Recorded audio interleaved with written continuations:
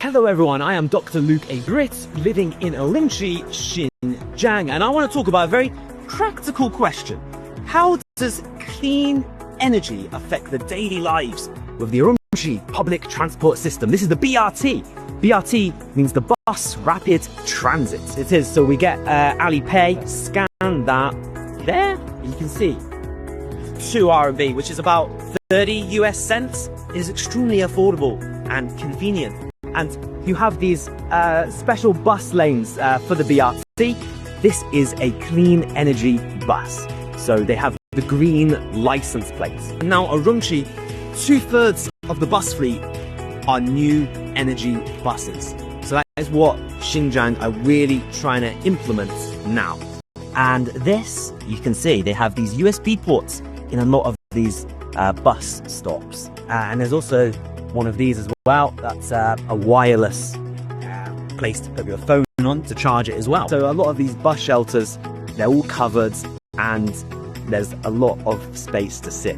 And I want to move away from buses to cars because, as I just said, Urumqi, freezing cold winters. And so when I first arrived in Xinjiang 5 years ago on holiday, I noticed there were no electric vehicles like there were in Shanghai and Beijing and the other cities of China. And that is because the technology 5 years ago for the batteries were just not as advanced as they are now. They wouldn't be able to withstand the harsh, cold winters of Xinjiang, especially because the cities are so far apart from each other. The range, it just wouldn't be able to last.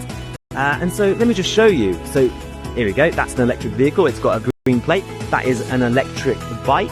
We have another electric vehicle there. And so as that EV technology has improved over the years, you now find more infrastructure like these all around Urumqi, which would not have existed 2 years ago. So this is a supercharger area, okay? So it just says there, and you have the 250 kilowatt one, you have the 600 kilowatt one. And all these are Chinese vehicles, okay? So the technology on these Chinese cars is just incredible, and they're able to withstand the harsh winters and travel, and their ranges are now absolutely brilliant even in the winters. So that is just what I find incredible about this place. So but anyway, we're now going to move away from vehicles to buildings. Now an interesting thing is that Xinjiang is a very unique geographical location. It's extremely large. It's a sparsely populated place. And so when you go city to city, you'll find there are many solar farms and lots of wind turbines. But also there's the Taklamakan Desert, and that helps power the energy for many AI companies that need it for their data centers, for their GPUs, because you've got the long sunlight hours in Xinjiang, you have the stronger sunlight as well, and also the winds from the Gobi Desert, and also the contrasting temperatures in the summer and in the winter. The winter, it's really important to cool those GPUs down. But what do you do in these big mega cities like Urumqi? Well, let me show you. This is a very special building that we have here.